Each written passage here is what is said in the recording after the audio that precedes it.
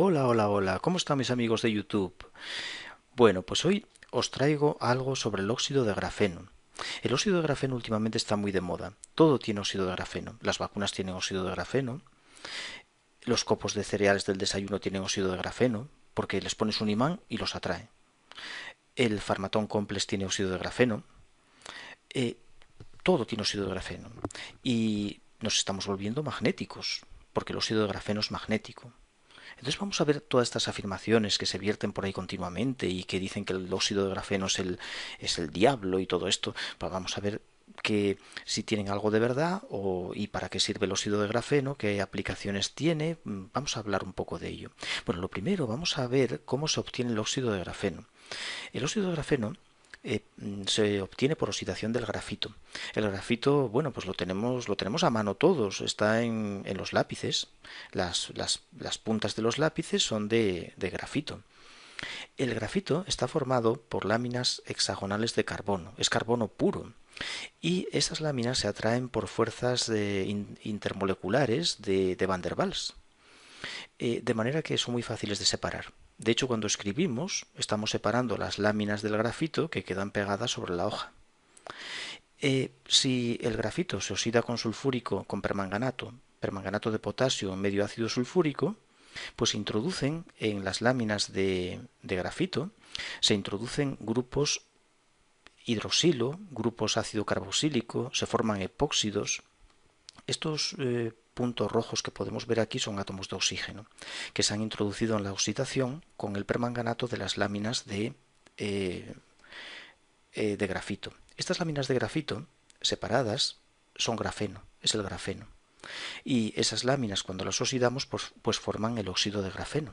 Aquí lo llama óxido de grafito, porque para que sea óxido de grafeno tenemos que separarlas. Hay que separar estas láminas unas de otras porque aún se mantienen unidas mediante fuerzas intermoleculares.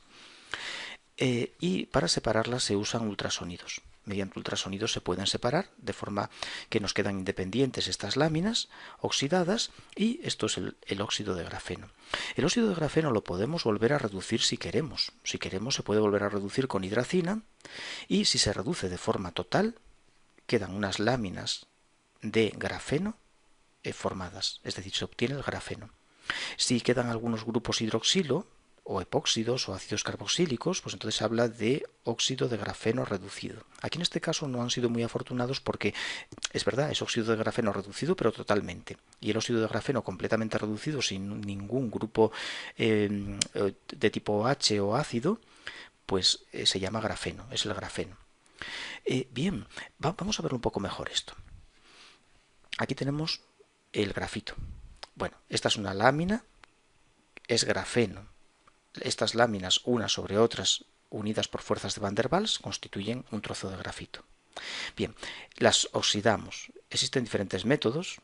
El método de Hammer, que es el que comenté, con permanganato medio sulfúrico, y introduce estos grupos en el grafeno, como podemos ver, o en el grafito, si queremos.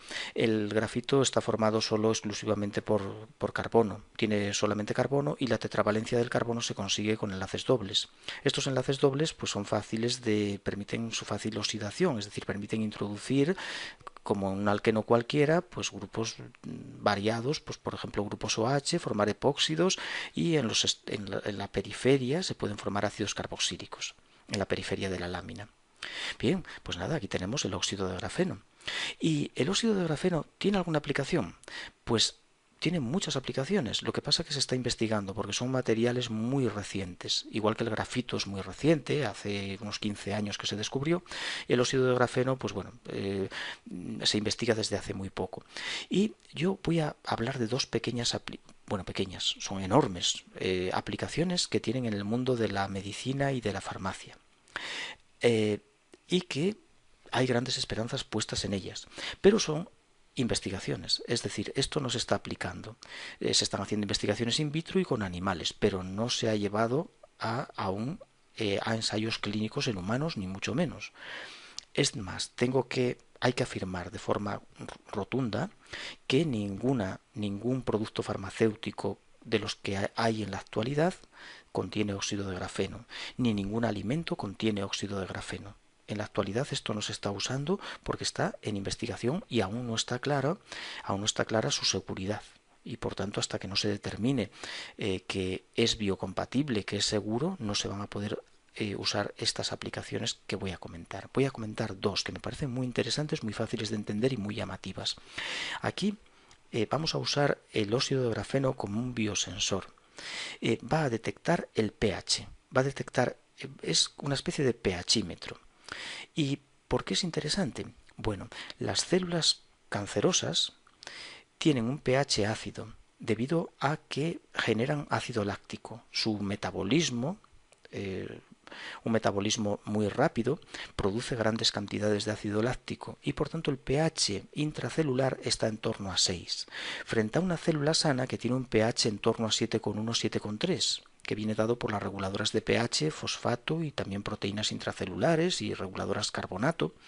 Todo ello regula el pH en un valor aproximado de 7,2, 7,3. Bueno, pues resulta que pequeñísimas láminas nanométricas, son de tamaño nanométrico, en torno a 100, 200 nanómetros de óxido de grafeno, se excitan con luz de 480 nanómetros. Y una vez excitadas emiten luz. Es decir, esas láminas son fluorescentes, pero la luz emitida depende del pH. De manera que en un pH ácido la emisión en el rojo tiene una intensidad algo mayor que la emisión en el verde. Y a un pH básico o neutro, a un pH neutro ya de 7 y algo, que es el de la célula normal, la emisión en el verde es más intensa que la emisión en el rojo, como se puede observar ahí perfectamente. Por tanto, ¿qué ocurre? Que esas diminutas láminas de grafeno, en el caso de que lleguen a ser biocompatibles y seguras, podrían determinar pequeños tumores, permitirían detectar pequeños tumores y sobre todo determinar el perímetro del tumor, porque las células cancerígenas emiten en rojo frente a las células sanas que emiten más en verde. Y por tanto esto puede ser fundamental, por ejemplo, en las cirugías, porque el cirujano tendrá delimitado perfectamente el tumor viendo qué células son cancerígenas y cuáles son sanas. O sea que aquí tenemos una aplicación realmente interesantísima, pero que por desgracia puede tardar años en llegar a la medicina. Hay que esperar, porque la ciencia lo primero que tiene que asegurar es la seguridad. Es la seguridad lo que hay que garantizar. Bien, pero vamos a poner otra aplicación que sé que te va a gustar también porque es algo genial. Tenemos una lámina de óxido de grafeno, bueno, tiene solamente grupos ácidos, le han quitado los hidroxilos, solamente los grupos ácidos que quedan en la periferia de la lámina, y vamos a utilizar una sustancia que es el PEG, el famoso PEG que se usa también en las vacunas de Moderna y de Pfizer. Es el polietilenglicol. Este es un polietilenglicol un poco especial de 4 brazos que terminan grupos amino. Estos grupos amino reaccionan con los ácidos del óxido de grafeno y forman grupos amida. Ahí lo tenemos, el polietilenglicol de 4 brazos unido a los ácidos carboxílicos. Es la formación de un enlace amida de química sin mayor importancia. Este grupo amino ataca al ácido y se produce la adición y eliminación del grupo hidroxilo y así generamos una amida. Puede formarse un solo enlace amida o incluso dos de los brazos unirse a dos ácidos carboxílicos vecinos generando dos enlaces amida. Pero como podemos ver quedan tres grupos, o sea, tres brazos libres, tres aminos libres o en este caso dos aminos libres que pueden portar fármacos. ¿Y qué fármaco vamos a unir ahí? Pues vamos a unir, como antes hablamos del cáncer, pues vamos a seguir en ello y le vamos a unir un anticancerígeno, un antitumoral muy famoso que se conoce como el cisplatino. Es un antitumoral muy utilizado. Requiere una pequeña modificación para poder unirlo a los brazos del PEG. Hay que oxidarlo con peróxido de hidrógeno, introduciéndole los grupos OH, se oxida el platino, y después hacerlo reaccionar con el anhídrido succínico, de manera que estos hidroxilos atacan al anhídrido succínico, da el mecanismo de adición-eliminación, y así introducimos esta cadena, cuyo ácido carboxílico se va a unir a los amino del PEG. Es todo esto, lo llaman PT, ese PT que hay en verde, es todo este grupo que une por el ácido a los aminos y queda ahí unido. Queda unido a esos brazos libres del PEG. También tenemos otro fármaco antitumoral muy utilizado, son de los más utilizados, es la doxorubicina. La doxorubicina también se puede, también es posible unirla al óxido de grafeno. De manera que este material está transportando fármacos. dada su superficie, puede transportar grandes cantidades de fármaco, varias moléculas, muchas moléculas de fármaco, y tiene una peculiaridad, que aquí es donde está lo interesante, que sé que te va a llamar la atención, y es que la liberación de este fármaco depende de pH, es dependiente de pH. Por tanto, este fármaco se libera cuando el pH es ácido. A un pH en torno a 6, la liberación del fármaco es mucho más intensa que si estamos a un pH de 7,2 de las células sanas. Por tanto, esa liberación selectiva por pH permite que este portador de fármaco libere su carga en las células cancerígenas y no en las sanas. Actualmente, ¿qué se hace? Pues tanto el cisplatino como la doxorubicina se suministran sin ningún portador y por tanto penetran por igual en células sanas y enfermas. Y eso genera unos efectos secundarios muy importantes. Pero cuando tengamos este portador, podremos llevar de forma selectiva los fármacos a las células enfermas.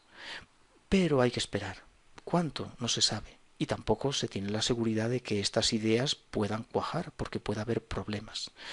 Pero bueno, la ciencia es así, hay que esperar y confiemos en que estas ideas, o bien con el óxido de grafeno o de otra manera, salgan adelante para evitar los efectos secundarios de los antitumorales. Bueno, y ahora tenemos que ir con otra cosa, porque el óxido de grafeno es es como un imán.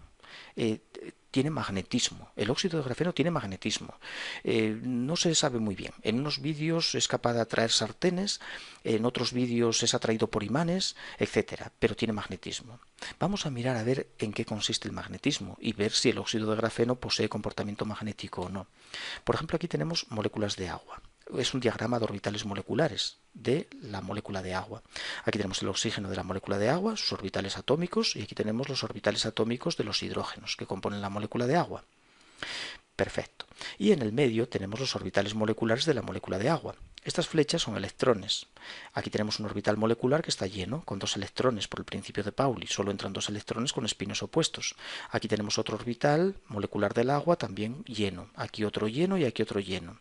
Cuando todos los orbitales de una molécula están llenos, se dice que la molécula es diamagnética. Diamagnética. ¿Y esto qué significa? Pues que si le acercamos un imán, se ve repelida por él. Sufre repulsión, es repelida por los campos magnéticos. Las sustancias diamagnéticas son repelidas por campos magnéticos. Puedes hacer un experimento para comprobarlo. Coges una cubeta, un recipiente grande, pones agua, después encima tenemos que ponerle algo que flote, una especie de corcho o algo que flote. Este corcho blanco de los embalajes, por ejemplo, y encima le ponemos un pequeño recipiente, no sé, un pequeño vaso que contenga agua, con agua, y le acercamos un imán. Al acercar el imán veremos que ese agua del vaso se ve repelida por el imán y se mueve en sentido opuesto al imán. Se va a ver repelida. Puedes hacer ese pequeño experimento. Tenemos aquí otra sustancia que es el oxígeno. Esto es el O2, es el oxígeno. Y el oxígeno está formado por 2 átomos de oxígeno que forman la molécula de oxígeno, orbitales atómicos a cada lado, aquí en el medio los orbitales moleculares, y lo importante, orbital molecular lleno, lleno, lleno, lleno, lleno, y estos están semiocupados, como podemos ver, con electrones que tienen spin alfa, un spin. Estos electrones desapareados generan un momento magnético, y estos momentos magnéticos interaccionan con el campo magnético aplicado y se ven atraídos por él. Estas sustancias se llaman paramagnéticas. El oxígeno es paramagnético. Paramagnético.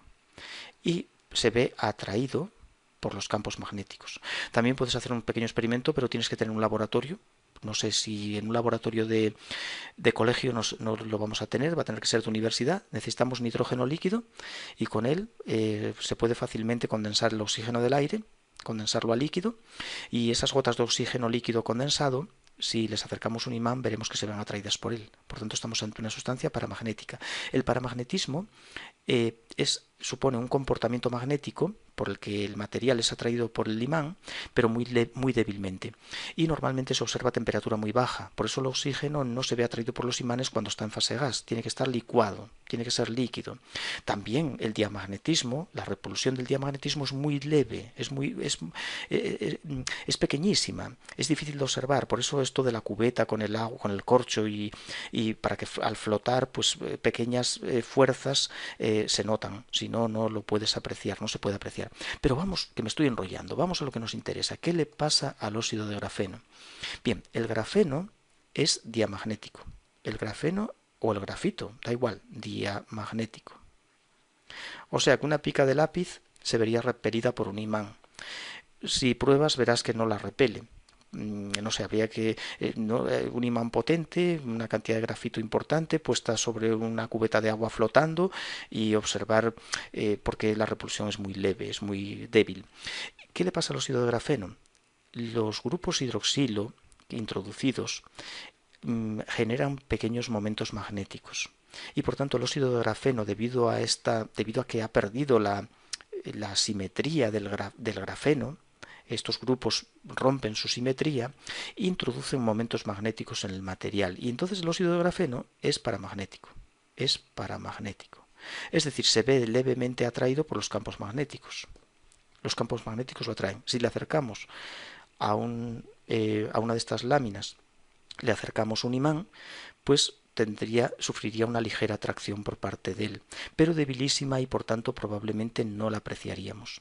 Es decir, que esto hace que toda esa parafernalia que están montando en los vídeos, de que las carnes se ven atraídas por imanes porque tienen óxido de grafeno, que las vacunas tienen óxido de grafeno, que los copos de cereales del desayuno tienen óxido de grafeno, aunque lo llevaran, no se verían atraídos por los imanes. La atracción sería tan débil que no se podría apreciar. ¿De acuerdo?